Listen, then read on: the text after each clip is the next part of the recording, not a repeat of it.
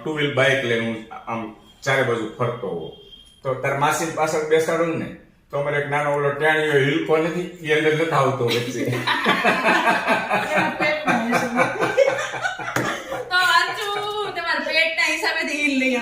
અને મને ઉપાધિ એ છે કૃષ્ણ, એક્સરસાઇઝ કરવાનું એટલા માટે કહું છું. હમણાં શિયાળાના દિવસો છે એટલે હું રોજ મોર્નિંગમાં સવારમાં 5 વાગે ચોપાટીમાં હોઉં, નાના વરાસા ચોપાટી.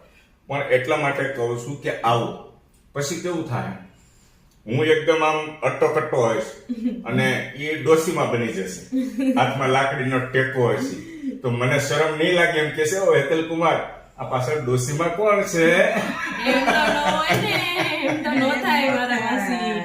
ન થાય એટલા માટે હું સમજાવું છું, વારે વારે કહું છું કે એક્સરસાઇઝ કરવા માટે આવો.